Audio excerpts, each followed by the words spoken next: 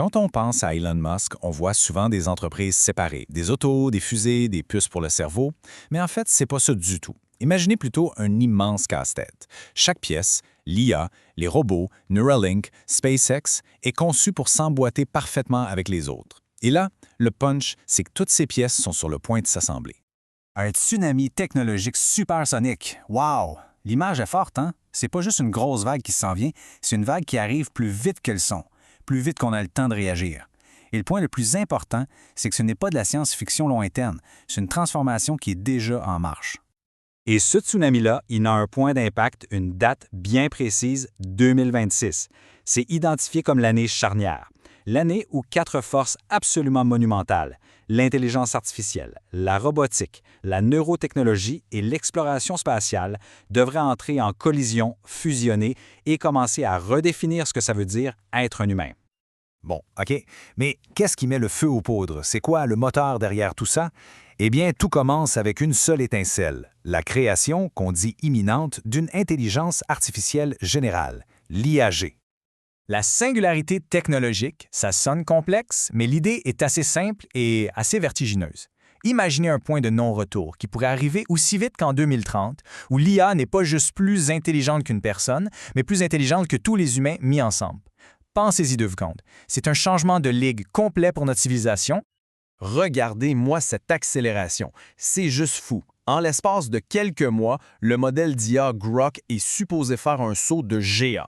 Pour donner une idée, passer à 6 000 milliards de paramètres, c'est comme passer d'une calculatrice de poche à un super ordinateur, mais genre en fait semaine. C'est tellement puissant que Musk lui-même pense qu'il y a une chance sur 10 que cette version-là atteigne le statut d'intelligence artificielle générale.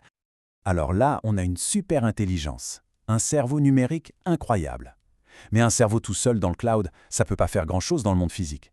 Donc, la prochaine étape est assez logique. Il faut lui donner un corps, des mains et des pieds pour agir dans notre réalité. C'est la vraie question. Une IA, même géniale, ça reste abstrait. Comment est-ce qu'elle peut construire, réparer, nous aider pour vrai? La réponse, c'est de lui donner une forme physique, une incarnation. Ça lui prend un robot. Et voici le chiffre qui pourrait tout faire basculer. 20 000 $. C'est le prix qu'il vise pour le robot Optimus. C'est moins cher qu'une voiture neuve. L'objectif, c'est pas de créer un gadget de luxe pour une élite. C'est d'en faire un outil de masse qui pourra un jour se retrouver dans chaque maison. Évidemment, l'arrivée de millions de robots travailleurs, ça causerait un tremblement de terre économique jamais vu. Le concept même de travail comme on le connaît pourrait disparaître. Et le gros changement par rapport au passé, c'est que les cols blancs, les emplois de bureau, seraient les premiers touchés. Face à ça, la solution proposée est tout aussi radicale, un revenu universel de haute qualité rendu possible par une nouvelle ère d'abondance. Bon, récapitulons. On a une super intelligence dans un corps de robot qui devient meilleur que nous dans presque tout.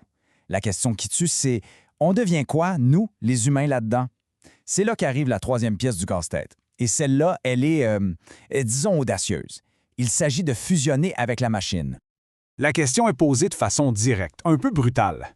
Comment est-ce qu'on fait pour ne pas devenir l'animal de compagnie de l'IA? Pour Musk, il n'y a qu'une seule façon de rester pertinent. Il faut augmenter nos propres capacités, mettre notre cerveau à niveau. Et ça, c'est la mission de Neuralink.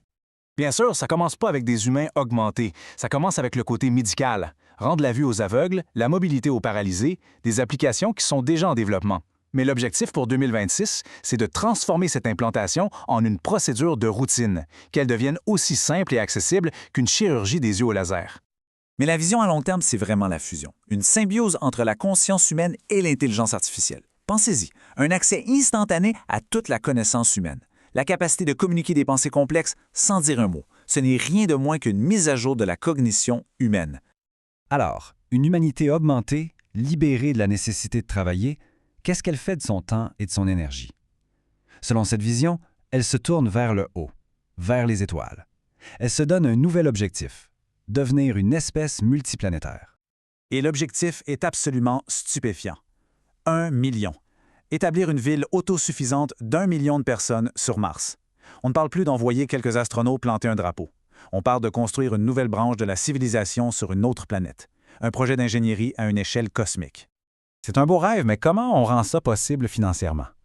La clé, elle est là, la réduction des coûts. Le vaisseau Starship est conçu pour être 100% réutilisable avec le but de diviser le coût pour envoyer 1 kilo en orbite par 100.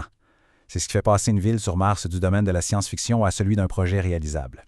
Et il y a un autre coup de génie. Le plus difficile, ce n'est pas d'aller sur Mars, c'est de revenir. Ça prend une quantité de carburant astronomique. Alors l'idée, c'est de ne pas l'amener avec nous. C'est de le fabriquer sur place, comme une station-service martienne, en utilisant le CO2 de l'atmosphère et la glace d'eau qu'on y trouve. Et les premiers tests pour cette technologie clé sont prévus pour fin 2026, encore cette année-là. OK, maintenant, on assemble toutes les pièces du puzzle. L'IA, les robots, l'humain augmenté, l'expansion dans l'espace. Qu'est-ce qui arrive quand tout ça converge? On entrerait dans ce que les sources appellent l'ère de l'abondance. Le contraste est frappant. On passerait d'un monde où le travail est une nécessité pour survivre à un monde où c'est un choix, une passion. Une économie basée sur la rareté deviendrait une économie d'abondance. La santé, l'éducation, tout serait géré par des IA.